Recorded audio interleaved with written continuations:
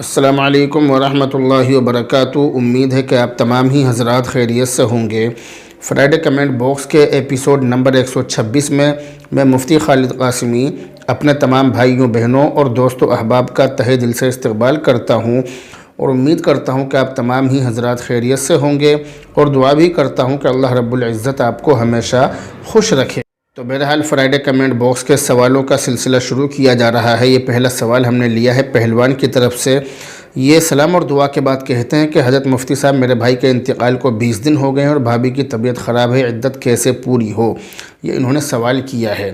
تو اس کا جواب یہ ہے کہ یہ بات یاد رکھیے کہ شوہر کے انتقال کے بعد نکاح کی نعمت کے ختم ہونے پر اظہار افسوس کے لیے عورت پر شریعت میں 4 مہینے 10 دن عدت گزارنا لازم اور ضروری ہے۔ عورت چاہے جوان ہو یا بوڑھی ہو، بیمار ہو یا صحت مند ہو، لیکن عدت گزارنا اس کے لیے ضروری ہے۔ لہذا بیمار عورت پر اپنے شوہر کے انتقال کے دن سے 4 مہینے 10 دن عدت گزارنا لازم ہے، اور اس دوران ان کے لیے سخت ضرورت کے بغیر گھر سے نکلنا، زیب و زینت اختیار کرنا، بنا سنگار کرنا، خوشبو لگانا اور شوخ رنگ اور نئے کپڑے وغیرہ پہننا یہ ان کے لیے جائز نہیں ہوگا۔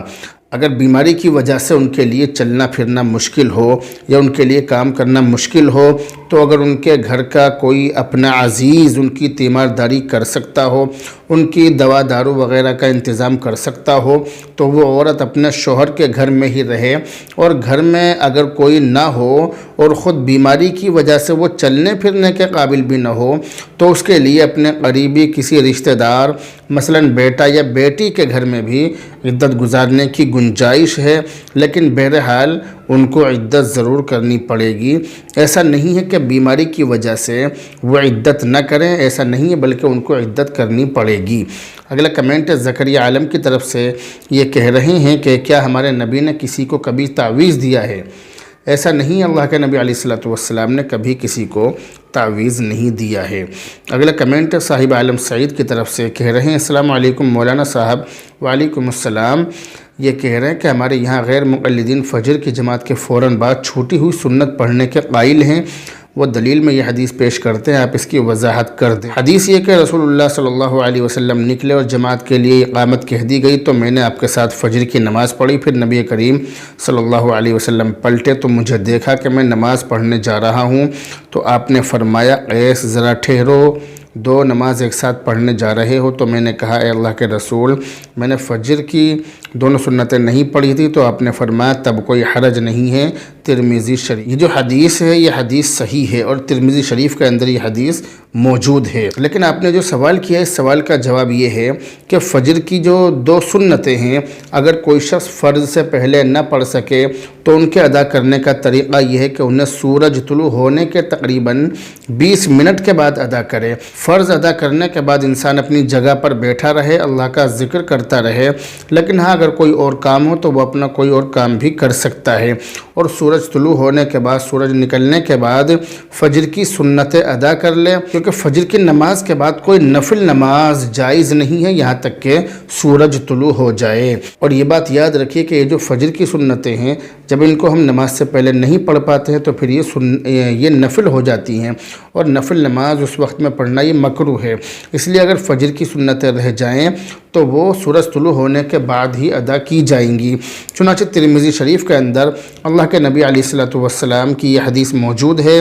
اللہ کے نبی علیہ الصلوۃ والسلام نے ارشاد فرمایا کہ جو شخص فجر کی 2 رکعات کو ادا نہ کر سکا ہو تو طلوع آفتاب کے بعد ادا کرے۔ تو بہرحال اس طرح سے ہم ان سنتوں کو سورج نکلنے کے بعد پڑھیں گے، لیکن اگر کوئی آدمی سورج نکلنے سے پہلے پڑھ رہا ہے تو اس کو ٹوکا نہ جائے، اس کو پڑھنے دیا جائے۔ اس میں افضلیت اور غیر افضلیت کا، یعنی بہتر اور غیر بہتر کا فرق ہے، اس کے علاوہ اس کے اندر اور کوئی بات نہیں ہے۔ اگلا کمنٹ ہے ایس ایس لائیو کی طرف سے، یہ کہہ رہے ہیں کہ عقیقہ کا مطلب جان کے بدلے جان، جو دنیا میں آیا ہے اس کی جان کو چھڑانے کے لیے عقیقہ کیا جاتا ہے، بڑے جانور پر عقیقہ کیسے؟ جان تو ایک ہی ہے بڑے جانور کی، یہ انہوں نے کہا ہے۔ بلکہ انہوں نے سوال میں یہ بھی ذکر کیا کہ انسان کی جان گروی رکھی ہوئی ہے اللہ کے یہاں پر، تو اس کو چھڑانے کے لیے انسان عقیقہ کرتا ہے۔ تو ایسا نہیں ہے، یہ بات بالکل غلط ہے کہ انسان کی جو جان ہے وہ اللہ کے یہاں پر گروی رکھی ہوئی ہے، ایسا نہیں ہے۔ جان چھڑانے کے لیے عقیقہ کیا جاتا ہو، ایسا نہیں ہے، یہ بات بالکل غلط ہے۔ یاد رکھیے کہ جب اللہ تعالیٰ کسی انسان کو بچے سے نوازے، کسی انسان کو اولاد جیسی نعمت سے نوازے، تو ولادت کے 7ویں دن یا 14ویں دن یا 21ویں دن، اور اگر ان دنوں میں نہ ہو سکے تو عمر بھر میں جب بھی موقع میسر آئے 7ویں دن کی رعایت کے ساتھ بچے کی طرف سے اللہ کے نام کا جانور ذبح کریں، اور اس ذبح کرنے کو شریعت میں عقیقہ کا نام دیا گیا ہے، اور عقیقہ کرنا سنت ہے۔ اللہ کے نبی علیہ السلام نے اپنے نواسوں حضرت حسن اور حضرت حسین رضی اللہ تعالی عنہما کی طرف سے عقیقہ فرمایا تھا۔ ایک حدیث میں ہے کہ عقیقہ کی برکت سے بچے کے اوپر سے بلائیں ٹلتی ہیں۔ اگر لڑکا پیدا ہو تو 2 بکرے یا بڑے جانور میں 2 حصے، اور اگر لڑکی پیدا ہو تو 1 بکری یا بڑے جانور میں 1 حصہ ذبح کرنا یہ مستحب ہے، اس طرح سے انسان ذبح کرے۔ عقیقہ کرنے کا کوئی خاص طریقہ شریعت میں مقرر نہیں ہے، متعین نہیں ہے۔ جس طرح قربانی کے لیے جانور ذبح کیا جاتا ہے، اسی طرح عقیقے میں بھی جانور ذبح کیا جائے گا، اور عقیقے میں بھی انہی جانوروں کو ذبح کرنا درست ہے کہ جنہیں قربانی میں ذبح کرنا درست ہے، جنہیں قربانی میں ذبح کیا جاتا ہے، جیسے اونٹ، بھینس، بکرا، بکری، بھیڑ اور دمبا وغیرہ وغیرہ۔ اور یاد رکھیے کہ عقیقے کے ساتھ یہ بھی مسنون ہے، یہ بھی سنت ہے کہ اس دن بچے کا کوئی مناسب اسلامی نام رکھا جائے، اور اس کے سر کے بال صاف کیے جائیں، اور ان بالوں کے برابر چاندی صدقہ کیا جائے یا اس کی قیمت صدقہ کر دی جائے۔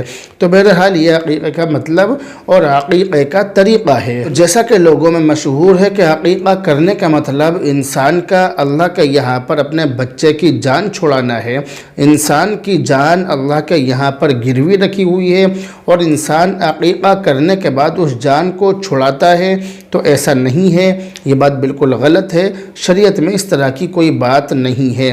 عقیقہ کرنے کا مطلب اور اس کی وجہ یہ ہے کہ انسان آفتوں سے، بلاؤں سے اور مصیبتوں سے محفوظ رہتا ہے۔ یہی بات کتابوں سے اور حدیثوں سے معلوم ہوتی ہے، اس لیے اس طرح کی کوئی بات نہیں، اور اس طرح کی بات کرنا یہ اچھی بات بھی نہیں ہے۔ اگلا کمنٹ ہے جمیل احمد کی طرف سے، یہ سوال کر رہے ہیں کہ سجدہ تلاوت کس ٹائم کرنا منع ہے، یہ انہوں نے سوال کیا ہے۔ تو یاد رکھیے کہ فجر کی نماز کے بعد سورج طلوع ہونے سے پہلے تک، اور عصر کے بعد سورج زرد یعنی پیلا ہونے تک سجدہ تلاوت کی ادائیگی درست ہے، شام میں سورج پیلا ہونے سے پہلے۔ لیکن ہاں عین طلوع آفتاب کے وقت، یعنی جس وقت سورج طلوع ہو رہا ہو عین اس وقت میں، اور عین غروب شمس کے وقت، یعنی جس وقت سورج غروب ہو رہا ہو عین اس وقت میں سجدہ تلاوت کرنا یہ جائز نہیں ہے، مگر یہ کہ اسی وقت سجدے کی آیت کی تلاوت کی ہو تو اس سجدہ تلاوت کی ادائیگی کی اس وقت اجازت ہوگی، مگر اس میں بھی بہتر یہی ہے کہ اس وقت میں ادا نہ کیا جائے بلکہ اس وقت کے بعد میں ادا کر لیا جائے۔ بہرحال بتلانے کا مقصد یہ کہ سجدہ تلاوت نماز فجر کے بعد سورج طلوع ہونے سے پہلے تک، اور شام کو عصر کے بعد سورج پیلا پڑنے سے پہلے تک سجدہ تلاوت کرنا جائز ہے، کر سکتے ہیں، کوئی حرج نہیں ہے، لیکن عین طلوع شمس کے وقت اور عین غروب شمس کے وقت سجدہ تلاوت کرنا یہ منع ہے، اس وقت میں نہیں کر سکتے۔ دوسرا سوال انہوں نے یہ کیا ہے کہ سورہ جمعہ کو جمعہ کے دن پڑھنے کی کیا فضیلت ہے، اور یہ سورہ جمعہ کے دن کس وقت پڑھنی چاہیے، یہ انہوں نے سوال کیا ہے۔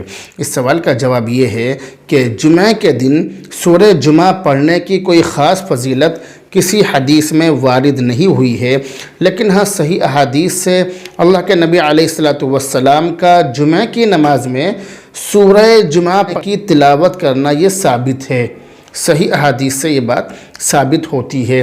لہذا اگر کبھی جمعہ کی نماز میں سورہ جمعہ کی تلاوت کر لی جائے تو سنت پر عمل کرنے کا ثواب ضرور ملے گا، لیکن ہاں ایک بات یاد رکھیے کہ اس کو لازم اور ضروری نہ سمجھا جائے، اس بات کا خاص دھیان رکھیں۔ تیسرا سوال انہوں نے یہ کیا ہے کہ جو عقیقہ کرتے ہیں تو لڑکے کے عقیقے میں 2 بکرے کاٹنے چاہیے اور لڑکی کے عقیقے میں 1 بکری کاٹنی چاہیے، یا لڑکی کے عقیقے میں بکرا کاٹ سکتے ہیں یا بکری ہی کاٹنی چاہیے؟ وضاحت فرما دیں۔ اللہ آپ کو دنیا اور آخرت میں عافیت عطا فرمائے، آمین۔ یہ انہوں نے سوال کیا ہے۔ یاد رکھیے کہ مفتہ قول کے مطابق احناف کے نزدیک عقیقہ کرنا مستحب ہے۔ اس میں بہتر یہ ہے کہ عقیقہ ولادت کے بچے کی پیدائش کے 7ویں دن کیا جائے۔ اگر کسی وجہ سے 7ویں دن عقیقہ نہیں کیا تو جب بھی کریں 7ویں دن کا لحاظ رکھنا بہتر ہے۔ 14ویں دن کر لیں، 21ویں دن کر لیں، یا جب بھی کریں تو 7ویں دن کا لحاظ رکھنا یہ زیادہ بہتر ہے۔ اور اس کا طریقہ یہ ہے کہ اگر بچہ جمعہ کو پیدا ہوا ہے، مثال کے طور پر اگر جمعہ کو پیدا ہوا ہے تو عقیقہ جمعہ رات میں کر لیں، جمعہ رات میں پیدا ہوا ہے تو بدھ میں کر لیں، یعنی بچہ جس دن پیدا ہوا ہو اس سے 1 دن پہلے والے جو اس سے پہلا دن ہے اس دن عقیقہ کریں گے تو 7واں دن بیٹھے گا۔ آپ چاہے پوری زندگی میں کبھی بھی اس کا عقیقہ کریں، 7ویں دن کا لحاظ رکھتے ہوئے کریں۔ اور لڑکے کے عقیقے میں مستحب یہ ہے کہ 2 بکرے ذبح کیے جائیں، اور اگر بڑے جانور میں حصہ لینا ہو تو بہتر یہ ہے کہ 2 حصے لیے جائیں، اور اگر 1 بکرا ذبح کیا یا بڑے جانور میں 1 حصہ لیا تب بھی عقیقہ ہو جائے گا۔ اسی طرح سے لڑکی کے لیے بھی اگر آپ 2 بکرے کرنا چاہیں یا 1 بکرا کرنا چاہیں یا بڑے جانور میں 1 یا 2 حصے لینا چاہیں تو بھی جائز ہے، کوئی حرج اس میں نہیں ہے۔ بتلانے کا مقصد یہ ہے کہ عقیقہ کرنا مستحب ہے۔ جب یہ مستحب ہے تو اس کو اس طرح سے لازم کر لینا کہ 1 بکرا ہی کیا جائے یا 2 بکرے ہی کیے جائیں، یا گنجائش نہ ہو تب بھی کیا جائے، یہ تمام چیزیں مذہب اسلام کے اندر نہیں ہیں، اور یہ چیزیں ایک غیر لازم چیز کو لازم کرنے کے درجے میں آتی ہیں۔ جو چیز ضروری نہ ہو اس چیز کو ضروری نہیں کرنا چاہیے اور اس کو ضروری نہیں سمجھنا چاہیے۔ اگلا کمنٹ ہے قاری محمد اکرم امبالہ کی طرف سے، کہہ رہے ہیں کہ محترم مفتی صاحب السلام علیکم ورحمۃ اللہ وبرکاتہ۔ وعلیکم السلام ورحمۃ اللہ وبرکاتہ۔ امید ہے کہ آپ خیریت سے ہوں گے۔ الحمدللہ، اللہ کا شکر ہے۔ بعد خیر و عافیت کے عرض ہے کہ زید نے اپنے دوست سے ایک سامان ریپیئر کرانے کو کہا۔ دوست نے وہ سامان مستری سے ریپیئر کرا دیا جس کا خرچ 200 روپے ہوا، مگر دوست نے مستری سے کہا کہ اس کے 400 روپے لینے ہیں جس میں 200 میرے ہیں۔ کیا یہ 200 روپیہ جائز ہے؟ مفتی صاحب اس سوال کا جواب دے کر شکریہ کا موقع دیں، فقط والسلام۔ یہ انہوں نے سوال کیا ہے، اس کا جواب یہ ہے کہ اگر اس میں آپ کے دوست کی کسی طرح کی کوئی محنت ہے تو پھر اس کے لیے اپنا محنتانہ لینا ہی جائز ہے، پھر وہ لے سکتا ہے، لیکن اگر اس کی کوئی محنت نہ لگی ہو تو پھر اس کے لیے اس طرح سے لینا صحیح نہیں ہے، بالکل یہ بہت غلط بات ہے۔ اگلا کمنٹ ہے حافظ محمد ساجد نور بستی سہارنپور یوپی کی طرف سے، سلام اور دعا کے بعد کہتے ہیں کہ امام کو فجر میں نہاتے ہوئے تاخیر ہو گئی۔ مقتدیوں نے سوچا کہ امام صاحب کل سے کہیں باہر گئے ہیں اور ناظرہ خواہ مقتدی امامت کرانے لگے تو امام پہلی رکعت پہ ہی مسجد پہنچ گئے، تو امام جماعت میں شریک ہو یا نہیں؟ جبکہ میں نے سنا ہے کہ اگر ایسے موقع پر کوئی قاری آ جائے اور اس شخص کے پیچھے جماعت میں شریک ہو جائے تو سب کی نماز ختم ہو جائے گی، کیا یہ درست ہے؟ اس کے اندر اس بات کا دھیان رکھا جائے کہ اگر امام صاحب مسجد میں وقت پر نہیں پہنچ پاتے ہیں، کبھی کبھار اس طرح سے ہو جائے، تو ایسی صورت میں تقریباً کم سے کم 5 منٹ تو امام صاحب کا انتظار کیا جائے۔ فوراً کود کر مصلی پر، جاہلوں کا مصلی پر پہنچنا یہ اچھی بات نہیں ہے، یہ بالکل غلط بات ہے، اس بات کا دھیان رکھا جائے۔ اسی طرح سے ایک بات یہ یاد رکھیے کہ جیسا کہ حافظ صاحب نے سوال کیا ہے، حافظ امام محمد ساجد صاحب نے یہ سوال کیا ہے، تو اگر جب یہ مسجد میں پہنچ گئے اور وہ ناظرہ خواہ جو شخص ہے وہ نماز پڑھا رہا ہے تو امام صاحب کے لیے یہ جو پیچھے سے پہنچے ہیں یہ نماز میں شامل ہو جائے، کوئی بات نہیں ہے۔ اسی طرح سے اگر کوئی قاری نماز میں شامل ہو جائے تو سب کی نماز خراب ہو جائے گی، تو ایسا بھی نہیں، یہ بات بھی بالکل آپ نے غلط سنی ہے۔ لیکن ہاں، اس میں اس بات کا دھیان رکھا جائے کہ وہ جو ناظرہ خواہ شخص ہے وہ اتنا زیادہ مجہول پڑھنے والا نہ ہو کہ جس کی وجہ سے جو الفاظ ہیں ان کے معنی ہی تبدیل ہو جائے، معنی ہی بدل جائے، اتنا زیادہ مجہول طریقے سے نہ پڑھا جائے، اس بات کا خاص دھیان رکھنا چاہیے۔ اگلا کمنٹ ہے محمد سلیمان گوندی ضلع ہاپوڑ کی طرف سے۔ سلام اور دعا کے بعد کہتے ہیں کہ حضرت اگر بلی دودھ میں منہ ڈال دے یا بلی دودھ پی لے تو کیا وہ دودھ ناپاک ہو جائے گا؟ وہ دودھ پینا جائز ہے یا نہیں؟ یہ انہوں نے سوال کیا ہے۔ اس سوال کا جواب یہ ہے کہ آپ یہ بات یاد رکھیے کہ بلی کا جھوٹا پاک تو ہے لیکن مکروہ ہے۔ دودھ سالن وغیرہ میں اگر بلی نے منہ ڈال دیا ہے تو اگر اللہ نے وسعت دی ہے، گنجائش دی ہے اور آپ کو سب کچھ دے رکھا ہے تو آپ اس کو نہ کھائیں۔ اگر اللہ نے آپ کو گنجائش دی ہے تو آپ اس کو نہ کھائیں، بلی کا جھوٹا نہ کھائیں۔ اور اگر یہ شخص غریب ہے جس کے گھر کے سالن میں یا دودھ میں بلی نے منہ ڈالا ہے، اگر یہ شخص غریب ہے تو یہ شخص اس بلی کے جھوٹے کو کھا لے، اس میں کوئی حرج اور گناہ نہیں ہے، اور ایسے شخص کے لیے یہ مکروہ بھی نہیں ہے۔ امید ہے کہ آپ اس مسئلے کو بہت اچھی طرح سے سمجھ گئے ہوں گے۔ اگلا کمنٹ ہے نصر الدین کستلہ قاسم آباد ہاپوڑ کی طرف سے، کہہ رہے ہیں کہ محترم و مکرم جناب مفتی صاحب السلام علیکم ورحمۃ اللہ وبرکاتہ۔ وعلیکم السلام ورحمۃ اللہ وبرکاتہ۔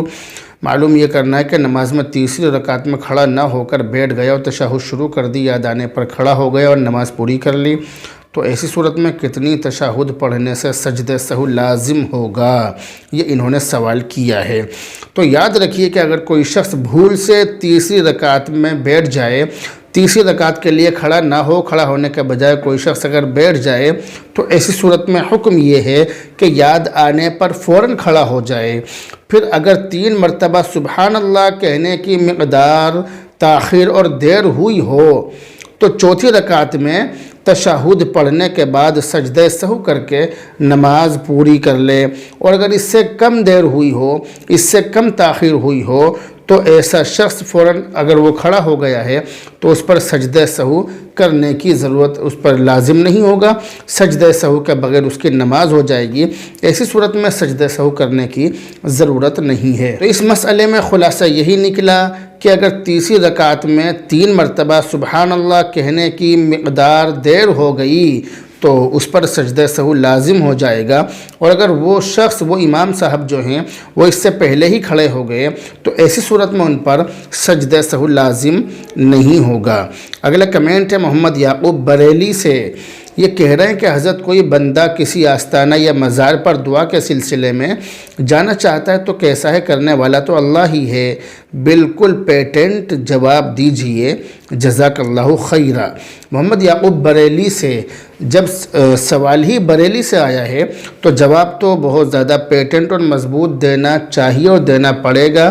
ویسے میں ہر سوال کا جواب ہی مضبوط اور پیٹنٹ دینے کی کوشش کرتا ہوں اور چاہتا ہوں کہ آپ کو تسلی ہو جائے، جو بھی بات بتلائی جا رہی ہے بات صحیح ہو اور اس سے آپ کو تسلی بھی ہو۔ صرف صحیح بات بتلانا مقصد نہیں ہے بلکہ صحیح بات سے سائل کو مطمئن کرنا بھی ہماری ذمہ داری ہے۔ تو یاد رکھیے کہ حضرات اولیاء کرام، بزرگان دین، شہداء کرام اور دوسرے نیک اور پرہیزگار بندگان خدا کے وسیلے سے اللہ تعالیٰ سے دعا کرنا یہ جائز ہے۔ جیسے مثال کے طور پر کوئی شخص یوں کہے، اے اللہ اپنے اولیاء کے طفیل یا فلاں بزرگ کے طفیل میری فلاں ضرورت پوری فرما، میری فلاں پریشانی دور فرما، اور اس طرح وسیلے سے دعا کرنے کے لیے اس ولی یا بزرگ کے مزار پر حاضر ہونے کی ضرورت نہیں ہے جس کے وسیلے سے دعا کی جائے یا کی جا رہی ہے، بلکہ گھر رہ کر بھی اس طرح وسیلے سے دعا کی جا سکتی ہے، لیکن ہاں دعا میں وسیلہ اختیار کرنے کو لازم اور ضروری نہ سمجھا جائے۔ یہ بات واضح رہے کہ کسی مرحوم بزرگ یا ولی وغیرہ سے براہ راست ڈائریکٹ کوئی چیز مانگنا، کسی چیز کی دعا کرنا، جیسے مثال کے طور پر یوں کہنا کہ اے خواجہ صاحب مجھے فلاں چیز عنایت فرما دیجئے، مجھے بیٹا عنایت فرما دیجئے، یا مجھے بیٹی عنایت فرما دیجئے، یا میری فلاں پریشانی دور فرما دیجئے، یہ چیز ہرگز جائز نہیں ہے، بلکہ اس میں شرک کا خطرہ ہے۔ اس میں اندیشہ یہ ہے کہ شرک لازم نہ آ جائے، اس میں شرک لازم آنے کا پورا خطرہ ہے، خاص طور سے جب کہ صاحب قبر یا صاحب مزار کو مشکل کشا یا حاجت روا سمجھ کر اس طرح دعا کی جائے، جب تو شرک لازم آنے کا پورا اندیشہ ہے، اس لیے اس سے پرہیز کرنا اور اس سے بچنا لازم اور ضروری ہے۔ بتلانے کا مقصد یہ ہے، عرض کرنے کا مقصد آپ سمجھ لیجئے کہ اگر ہم کسی بزرگ کے مزار پر جا رہے ہیں، آستانے پر جا رہے ہیں، تو ان بزرگ کے وسیلے سے اللہ تعالیٰ سے دعا کرنا تو جائز ہے کہ اے خدا اس بزرگ کے طفیل ہماری فلاں دعا کو قبول فرما۔ تو ہم دعا اللہ سے کر رہے ہیں مگر اس نیک ولی کے طفیل سے، اس کے وسیلے سے کر رہے ہیں، تو اس کے وسیلے سے اللہ سے مانگنا یہ جائز ہے، لیکن ڈائریکٹ صاحب قبر سے مانگنا یہ جائز نہیں ہے۔ آپ اس کو اچھی طرح سے سمجھ گئے۔ بتلانے کا مقصد یہ کہ ہم اللہ تعالیٰ سے یہ کہیں، اے خدا اگر تیرے نزدیک ان بزرگ کا کوئی مقام ہو تو ان کے طفیل، اے خدا تو میری فلاں دعا کو قبول فرما۔ لیکن صاحب قبر سے کہنا کہ اے قبر والے تو میری اس دعا کو قبول فرما، یہ بالکل غلط ہے، یہ ناجائز ہے، یہ حرام ہے، اس میں شرک کا اندیشہ اور خطرہ ہے۔ کسی زندہ پیر یا بزرگ سے دعا کی درخواست کرنا اور ان سے اپنے لیے دعا کرانا یہ بلا شبہ جائز ہے، اس میں کوئی حرج نہیں ہے۔ صحابہ کرام اللہ کے نبی علیہ السلام سے دعا کی درخواست کیا کرتے تھے، جیسا کہ بہت ساری حدیثوں سے یہ بات ثابت ہے۔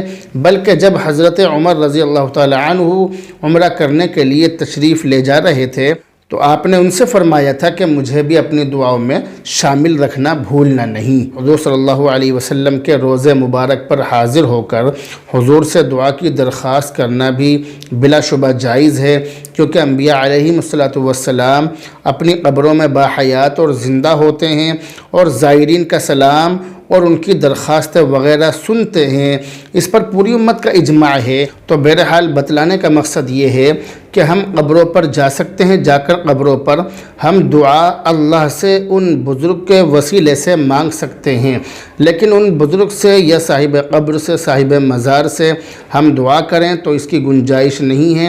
اس کے بارے میں صاف طور سے یہ بات یاد رکھیے کہ صاحب قبر سے نہیں مانگنا چاہیے، ان سے نہیں مانگا جا سکتا ہے۔ اگلا کمنٹ ہے ابو بکر ہاشمی الہ آباد کی طرف سے، یہ کہہ رہے ہیں کہ حضرت مفتی صاحب ہندی میں دعائے قنوت بھیج دیجئے۔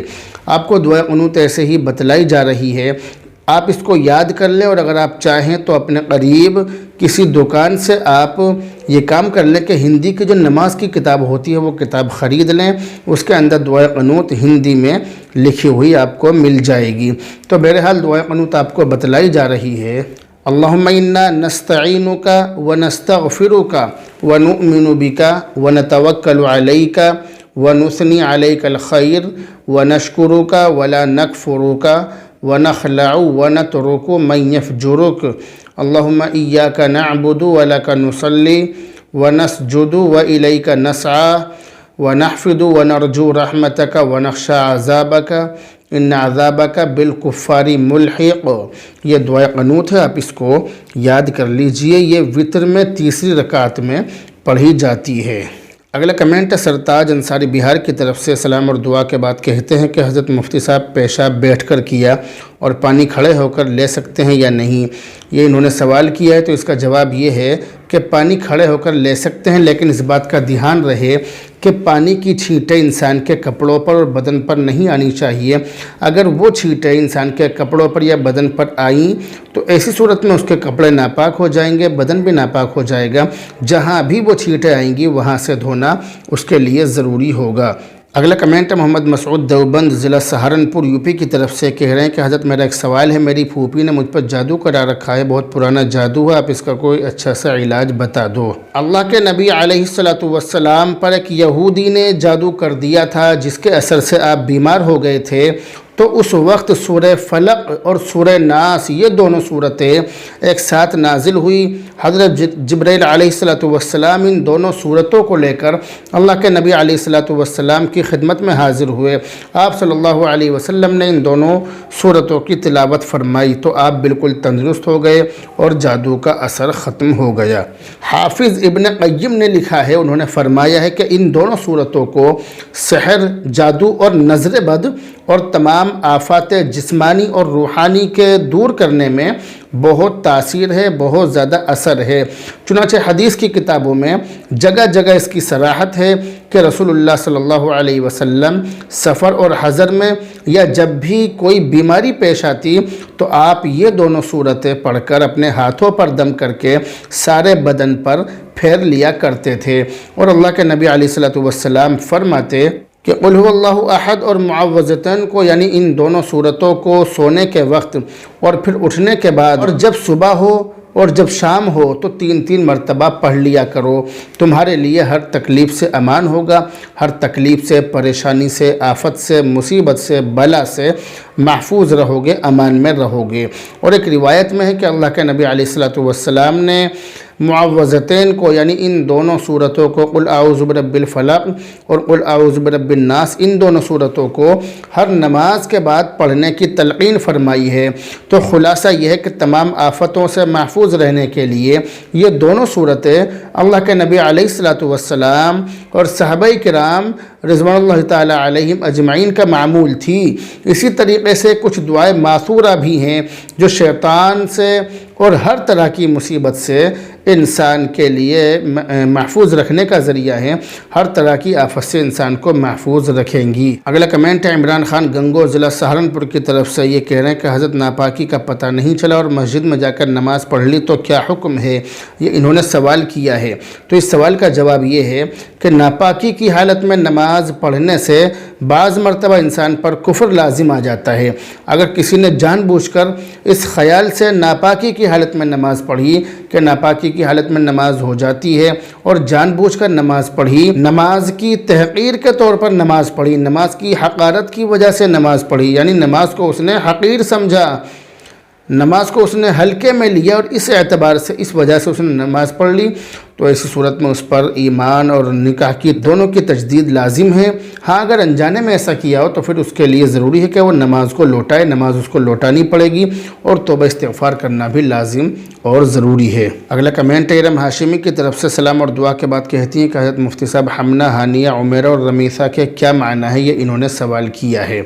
حمنہ ایک صحابیہ کا نام ہے جو اللہ کے نبی علیہ السلام کی زوجہ حضرت زینب رضی اللہ تعالی عنہا کی بہن تھی، اور صحابہ کرام کے ناموں پر نام رکھنے میں صرف نسبت کافی ہے، صرف یہ بات کافی ہے کہ یہ صحابی کا نام ہے، بس یہ چیز کافی ہے، اس لیے اس کا معنی جاننے کی ضرورت نہیں ہے۔ حمنہ نام رکھ سکتے ہیں، یہ نام رکھا جا سکتا ہے، اس نام کے رکھنے میں کوئی حرج نہیں ہے۔ اسی طرح سے انہوں نے معلوم کیا حنزہ، تو حنزہ جو ہے یہ ایک بے معنی لفظ ہے، اس لفظ کا کوئی معنی نہیں ہے، اس لیے اس نام کو رکھنے کے بجائے اپنی بچی کا، اپنی بیٹی کا کوئی اچھا سا نام رکھیں اور صحابیات کے ناموں پر نام رکھیں جو صحابیہ کے نام تھے۔ اللہ کے نبی کی جو صحابیاں تھیں، جو صحابہ کرام کی بیویاں تھیں، ان کے ناموں پر نام رکھیں اور ان کے معنی کے چکر میں پڑھنے کی ضرورت نہیں ہے۔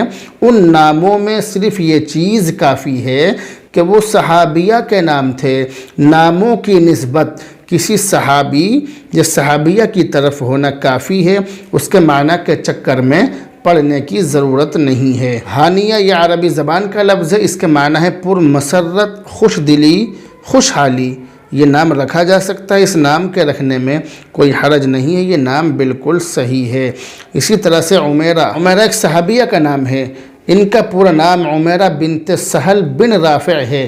ان کے والد سہل وہ صحابی ہیں کہ جنہوں نے غزوہ تبوک کے موقع پر 2 سا کھجور رات بھر محنت کر کے حاصل کی تھی اور اپنی اس بیٹی کو ساتھ لیا تھا اور 1 سا کھجور لے کر حاضر خدمت ہوئے تھے، اللہ کے نبی علیہ السلام کی خدمت میں حاضر ہوئے تھے، اور یہ سا بھر کھجور تعمیل ارشاد میں پیش کی تھی، اور منافقوں نے اس ہمتن ایثار پر ان کا مذاق اڑایا تھا۔ قرآن کریم کے اندر ان منافقین کی مذمت اور ان کے اس صدقے کی تحسین کی گئی، اس کی تعریف کی گئی۔ حضرت سہل نے رسول اللہ صلی اللہ علیہ وسلم سے اپنی بیٹی کے لیے دعا کی درخواست کی، اس لیے یہ نام رکھنا درست ہے، باعث برکت ہے، رکھ سکتے ہیں، کوئی حرج اس میں نہیں ہے۔ رمیثہ واو کے ساتھ، یہ کسی صحابیہ کا نام نہیں ہے، البتہ رمیثہ بغیر واو کے یہ ایک صحابیہ کا نام ہے۔ ان کا پورا نام रुमैसा बिनत अम्र बिन हाशिम बिन अब्दुल मुत्तलिब बिन अब्द मनाफ था। ये आसिम बिन उमर बिन कतादा की दादी थी और ये नाम रखना सही है, इस नाम के रखने में कोई हरज नहीं है। अगला कमेंट हम ले रहे हैं मौलाना नवाब अली कासिमी शिमला की तरफ से। सलाम और दुआ और खैरियत वगैरह मालूम करने के बाद कहते हैं कि मुफ्ती साहब, हमारे ससुर साहब का इंतकाल हो गया है, आप दुआ फरमाएं और आपके मदरसे में जितने भी तालिब इल्म हैं उन सबसे कुरान पढ़वा कर हमारे ससुर साहब के लिए ईसाल सवाब करें। यह आपसे हमारी मुअद्दिबाना गुजारिश है। आपके ससुर साहब का इंतकाल हो गया है, ये सुनकर बहुत ज़्यादा दुख हुआ। मेरी दुआ है कि अल्लाह रब्बुल इज़्ज़त उनको करवट करवट चैन और सुकून नसीब फरमाए। जितने भी लोग दुनिया से जा चुके हैं अल्लाह ताला सबकी मग़फ़िरत फरमाए। आपके ससुर साहब को जन्नतुल फिरदौस में आला मक़ाम नसीब फरमाए। क़ब्र, हश्र, मैदान हश्र और अज़ाब जहन्नम और जितने भी अज़ाब हैं अल्लाह ताला सबसे महफूज फरमाए। और इसी तरह से मेरी दुआ ये भी है कि अल्लाह ताला जो उनके रिश्तेदार हैं, मिलने जुलने वाले हैं, अल्लाह ताला सबको सब्र जमील अता फ़रमाए। मैंने उनके लिए ईसाल सवाब करा दिया है, उनके लिए मैंने खुद कुरान करीम पढ़कर बख्श दिया है। मैं अपने नाज़रीन से भी गुजारिश करूँगा कि आप भी उनके लिए ईसाल सवाब करें। अगला कमेंट हम ले रहे हैं अशरफ खान बुलंदशहर यूपी की तरफ से। ये सलाम और दुआ और खैरियत वगैरह मालूम करने के बाद कहते हैं कि पेशाब करने के बाद इस्तिंजा में हाथ से धोना ज़रूरी है या हाथ से धोए बग़ैर पानी बहाने से ही इस्तिंजा हो जाएगा, ये इन्होंने सवाल किया है। याद रखिए कि अगर आदमी पेशाब से इस तरह फारिग हो चुका हो कि मज़ीद किसी क़तरे के आने का इम्कान न हो तो अज़्व ख़ास पर महज पानी बहा देना और इस तरह पानी बहा देना कि जिससे पाकी हासिल हो जाए, ये काफ़ी है। लेकिन अगर क़तरे वग़ैरह के ख़ारिज होने का इम्कान हो, ऐसा लग रहा हो कि क़तरे वग़ैरह आ सकते हैं, पेशाब का क़तरा निकल सकता है, तो ऐसी सूरत में पानी बहाने के साथ हाथ से भी धो लें ताकि जो पेशाब का क़तरा ख़ारिज होना हो, जो पेशाब का क़तरा रुका हुआ हो, वो ख़ारिज हो जाए। ये भी याद रखिए कि इस्तिंजा से फारिग होने के बाद अगर हाथ पर कोई नापाकी ना हो और अगर हो तो इस्तिंजा करते वक्त वो ज़ाइल और ख़त्म हो जाए तो इस्तिंजा से फारिग होने के बाद हाथ धोना ये शरअन ज़रूरी नहीं है। अल्फाज पर गौर ज़रूर कीजिए कि शरअन ज़रूरी नहीं है, लेकिन हाँ इस्तिंजा के बाद हाथ धोना ये मुस्तकिल सुन्नत है और यही नज़ाफ़त और फ़ितरत सलीमा का तकाज़ा भी है।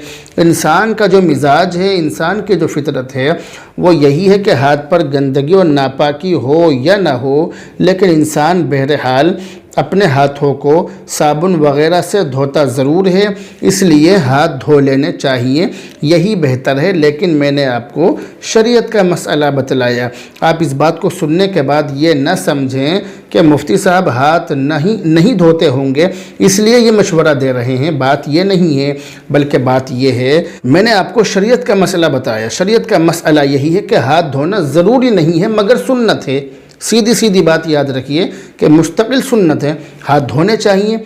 इंसान का मिजाज भी ऐसा ही है।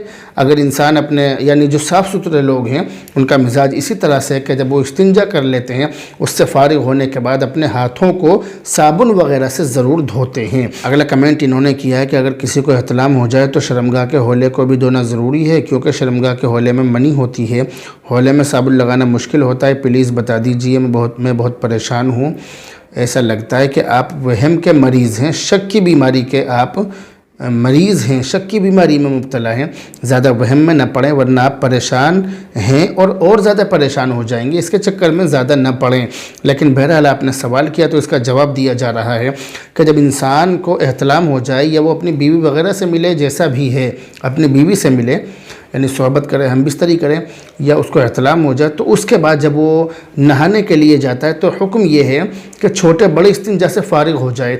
जब वो इस्तिंजा करेगा तो जो मनी वगैरह कुछ रुकी हुई है तो वो निकल जाएगी उससे, फिर उसके बाद में इंसान अपना गुस्ल वगैरह कर ले, कोई बात इसमें नहीं है। अगला और आखिरी कमेंट है इन्हीं की तरफ से, ये कह रहे हैं कि इस्तिब्रा किसे कहते हैं।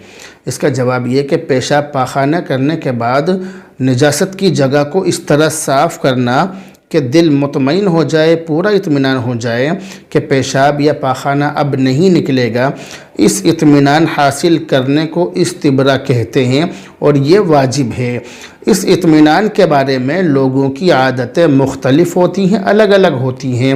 بہت سے لوگوں کو یہ چیز چل پھر کر حاصل ہوتی ہے، بہت سے لوگوں کو اٹھک بیٹھک لگانے سے حاصل ہوتی ہے، بہت سے لوگ عضو خاص کو دباتے ہیں پھر حاصل ہوتی ہے، بہت سے لوگ کھانستے ہیں پھر یہ چیز ان کو حاصل ہوتی ہے۔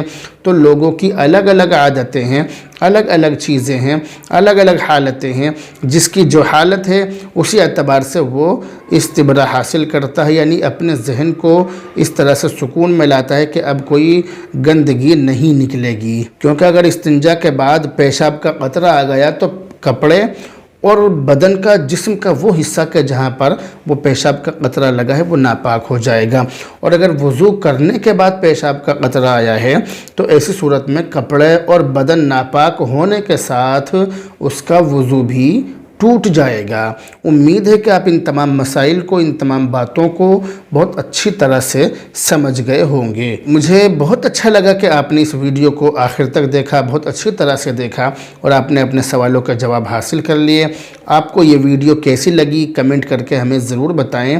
بہرحال جن لوگوں کے سوالوں کا جواب آ گئے بہت اچھی بات ہے، جن کا جواب نہیں آ سکے وہ کمنٹ کر کے بتائیں تاکہ ان کے جواب اگلے ایپیسوڈ میں شامل کیے جا سکے۔ بہرحال اب آپ سے رخصت ہوتے ہیں، دعاؤں میں یاد رکھیں۔ السلام علیکم ورحمۃ اللہ وبرکاتہ۔